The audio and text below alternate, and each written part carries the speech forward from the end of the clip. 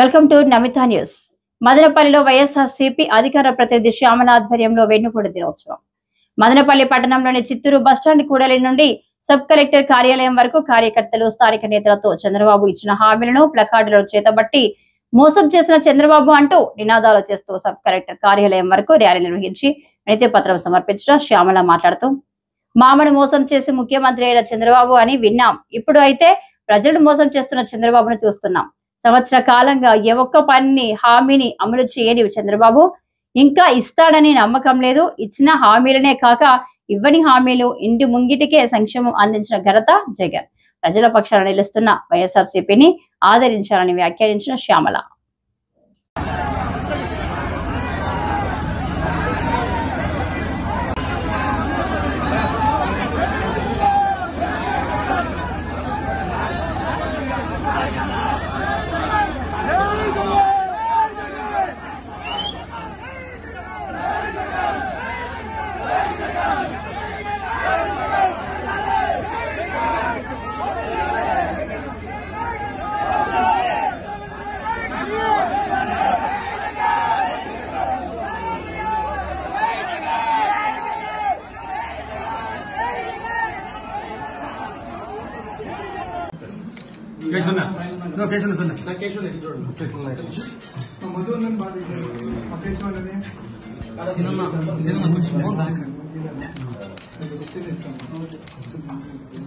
Okay sir, thank you sir.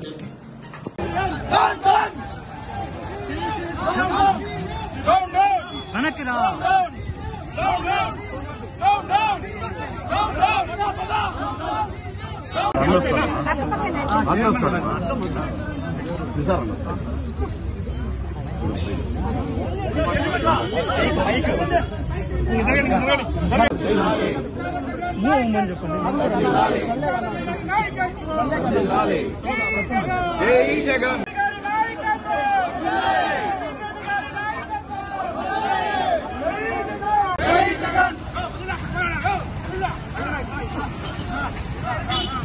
ప్రతి ఒక్క నియోజకవర్గంలో సబ్ కలెక్టర్ మెమోరాండం ఇవ్వడం జరిగింది. సూపర్ 6 అనేది కూటమి ప్రభుత్వం వచ్చిన రోజు ప్రజలకు మభ్యపెట్టి కథనెక్కారు. కానీ ఇంతవరకు ఆ సూపర్ 6 లో ఒక్కటి కూడా న్యాయం చేయలేదు.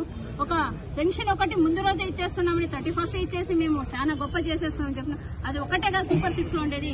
ఉండే 6 లో 143 ఇంకా ఉన్నాయి వాగ్దానాలు చేసినట్టుగా. వాటిని కూడా నెరవేర్చిన రోజే మీరు మీ హీరోయిజం అని ఒప్పుకోవచ్చు. ఈ రోజు ఇందాక చెప్పినట్టు కడపలో ఎల్లో మైన్ చేసేసి మేము ఏదో ఈ మహానాడు చేసేసినాము, మేము చాలా గొప్ప వాళ్ళని చెప్పారు. కానీ అది కాదు. మా జగన్ ఒకటే చెప్పాడు మొన్న వెళ్ళినప్పుడు, ఏదైతే మనం ఇచ్చిన పథకాలను 100% నెరవేర్చినామో అదే విధంగా ఈ చంద్రబాబు నాయుడు కూడా అన్ని ఇచ్చిన రోజు నేను హీరో అని చెప్పి ఆ రోజు కడపలో మీటింగ్ నిర్వహించాలి. అంతవరకు ఇది హీరోయిజం అని చెప్పడం అనేది ఎంతవరకు న్యాయం అని చేస్తున్నారు. అదేవిధంగా ఈ రోజు మేము అడుగుతున్నాము, పిల్లల భవిష్యత్తు ఏమైపోవాలి? తర్వాత నిరుద్యోగ భృతి అన్నారు, ఎక్కడ ఇచ్చినారు? మహిళలకి ఏం చేశారు? న్యాయం చేశారు. ఉచిత బస్ అన్నారు, అది లేదు. లాస్ట్ కి ఫ్రీ సిలిండర్ అన్నారు, అది కూడా ఇవ్వలేని పరిస్థితిలో ఈ రోజు ప్రభుత్వం. కానీ వేల కోట్ల అప్పులు చూపిస్తున్నారు. అవన్నీ డబ్బులు ఎక్కడికి పోతున్నాయి? ఏ సంక్షేమ పథకాలు ఇవ్వనప్పుడు ఈ డబ్బులను ఏమైతున్నాయని మేము ఈ రోజు క్వశ్చన్ చేస్తున్నాము. అదేవిధంగా ఈ రోజు మేము మదనపల్లిలో ఇదే విధంగా ఈ సూపర్ 6 లోనే ఇవే కాకుండా మిగతా వాటిని కూడా 143 ఇచ్చిన వాగ్దానాలు నెరవేర్చేంత వరకు రాష్ట్రమంతటా మా వైఎస్ఆర్సీపీ తరపున ప్రతి ఒక్క నియోజకవర్గంలో ప్రతి ఒక్క మహిళని కావచ్చు, ప్రతి ఒక్కరిని ఓటు హక్కు ఉన్న ప్రతి ఒక్కరిని ఈ రోజు నిద్ర లేపి ఇచ్చిన పథకాలు నెరవేర్చేంత వరకు మేము ఇలానే ఉద్యమం చేస్తూ ఉంటాం, పోతూనే ఉంటాం.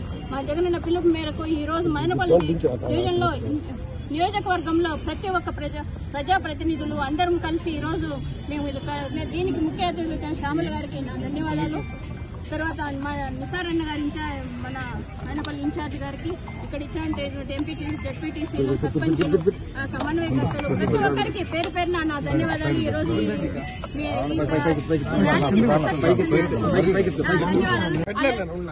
అందరికీ నమస్కారం.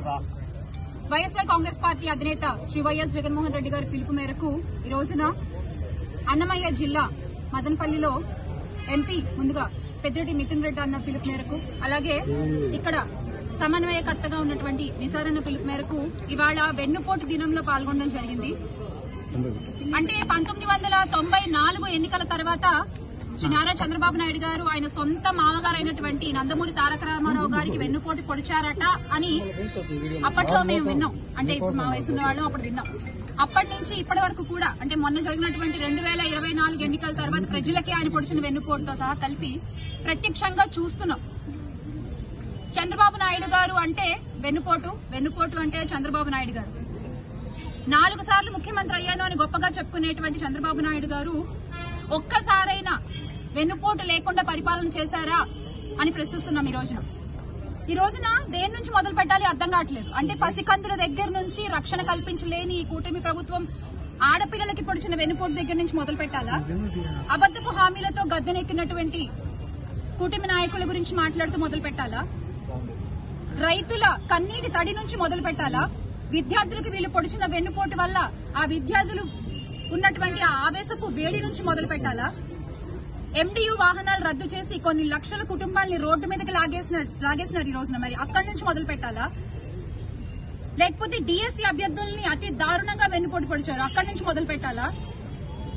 ఇలా చెప్పుకుంటూ పోతే దేని నుంచి మొదలు పెట్టాలో తెలియనటువంటి పరిస్థితి. సంవత్సర కాలం పూర్తయింది కూటమి ప్రభుత్వం అధికారంలోకి వచ్చి.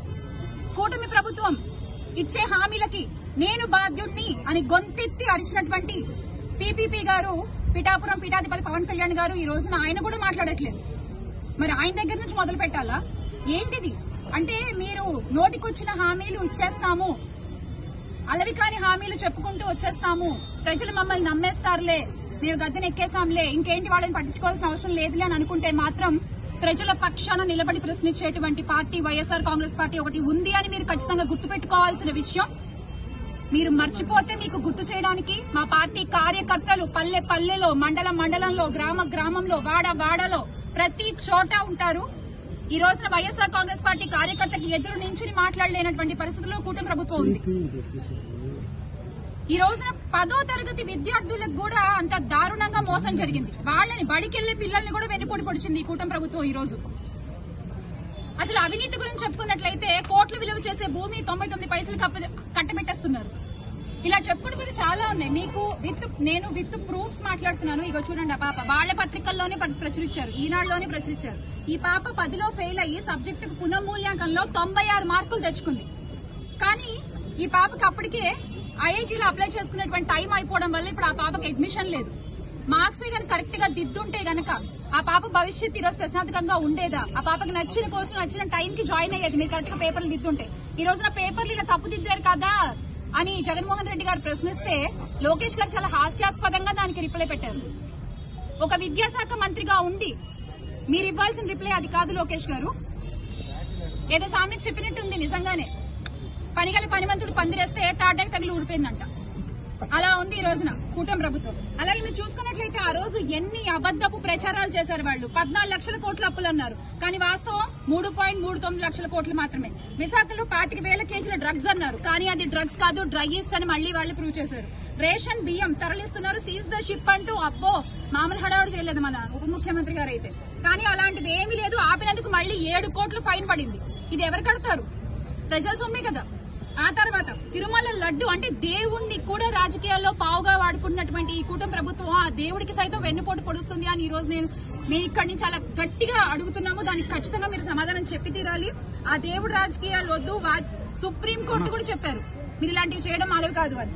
అలాగే సెకీ యూనిట్ విద్యుత్ ₹2.49 దోచిపెట్టారు అని ఆ రోజున ఆరోపణలు చేశారు. కానీ సెకీ సక్రమే యాక్సెస్ యూనిట్ ₹4.60 దోచిపెడుతున్న బాబు గారు ఈ రోజున చెప్పండి, మరి ఎవరు అబద్దాలు చెప్పారు? ఎవరు ప్రజలకి విష ప్రచారాలు చేసి ఎవరు ఈ రోజున రాష్ట్ర ప్రజలకి వెన్నుపోటు పొడుస్తున్నారు? బినామీలకి మాత్రం ముద్దుగా చక్కగా బాబు గారు ఏది కావాలంటే అది పెట్టుకుంటారు, కానీ రాష్ట్ర ప్రజలకి మాత్రం ఏది వద్దు. ఇది వెన్నుపోటు కాదా అని అడుగుతున్నాను నేను.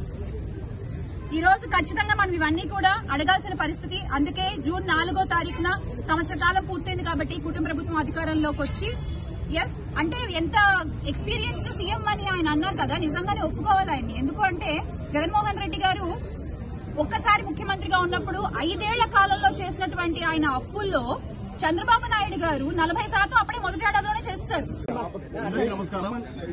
ఈరోజు ప్రియతమ నాయకులు జగన్మోహన్ రెడ్డి గారి పిలుపు మేరకు యావత్ రాష్ట్రంలో మేము వచ్చిందను వెన్నుపోటు దినం పాటిస్తా ఉన్నాం. ఈ రోజు మొత్తం జిల్లా కేంద్రాల్లో గానీ ప్రతి కాన్స్టిట్యున్సీలోని ప్రతి చోట కూడా యావత్ రాష్ట్రంలో వచ్చిందని ఈ దినం పాటిస్తున్నాము. ప్రతి విలేజెస్ నుండి మన మదనపల్లి కాన్స్టిట్యున్సీలో కూడా నేను సబ్ కలెక్టర్ ఆఫీస్ లో వచ్చేందును మేము అర్జీ ఇవ్వడం జరిగింది.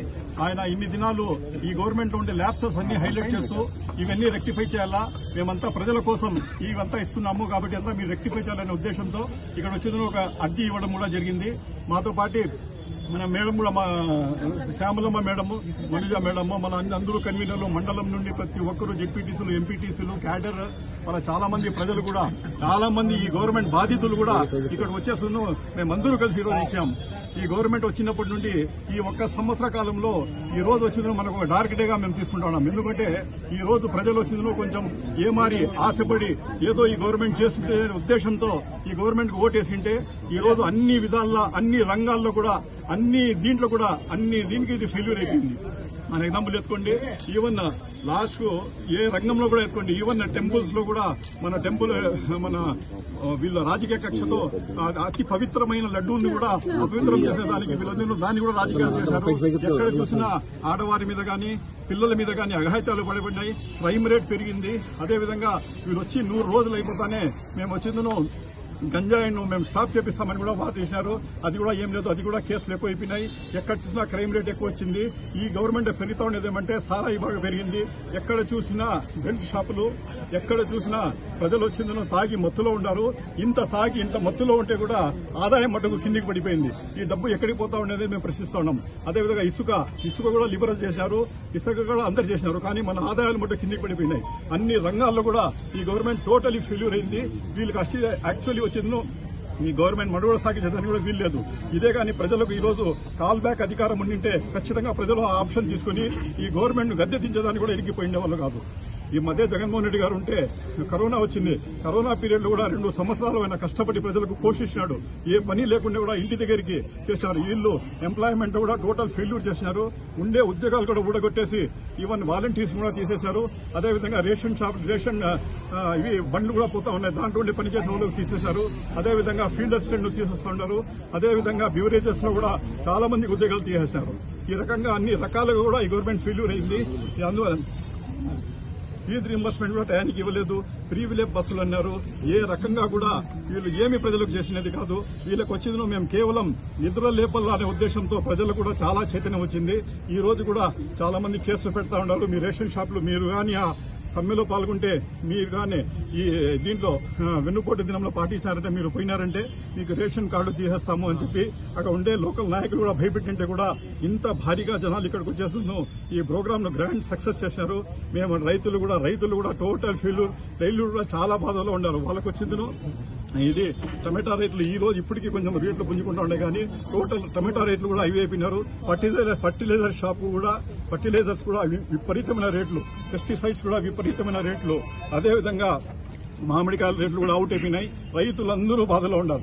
ఎవరు కూడా ఏ తరగతి వాళ్ళు కూడా ఎవరు కూడా దీంట్లో సంతోషంగా లేరు. కాబట్టి ఒకటే మేము కోరుకుంటున్నాం, ఇప్పటికైనా ఎవరు మేల్కొని, మాకైతే నమ్మకం లేదు కానీ మీకు మేల్కొనే ఉద్దేశంతో ప్రజలకు మీకు మేము మేల్కొనిస్తామని చెప్పాలనే ఉద్దేశంతో ఈ రోజు ఈ పని ఇది ప్లానింగ్ పెట్టినాము. ఈ రకంగా రాష్ట్ర వ్యాప్తంగా చేస్తున్నాము. ఇప్పటికైనా మేము కోరుకునేది ఒకటే, ఈ రోజుకైనా మీరు మేలుకొని ఖచ్చితంగా దీనికి వచ్చిందను ప్రజలకు మీరు ఇచ్చిన వాగ్దానం పూర్తి చేయాలా. మీ హీరోయిజం అనేది కడపలో మహానాడు పెట్టి కాదు హీరోయిజము. మీరు ఈ మీరు ఇచ్చిన సూపర్ 6 పథకాలన్నీ ఉపయోగించి ఇవన్నీ ఫుల్ఫిల్ చేసి మీరు వస్తే మేము కూడా మిమ్మల్ని హీరో నొప్పుకుంటాం.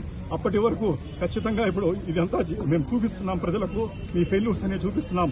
ఇదే కానీ ఇదే ధోరణిలో నిద్రావస్థలో కానీ ఈ గవర్నమెంట్ ఉంటే ఖచ్చితంగా ఫర్దర్ కూడా మేము రకరకాల ఇది పెట్టేసి మేము పోరాటాలు చేయడానికి కూడా తయారు ఈ సందర్భంగా మనం చేసుకుంటాం.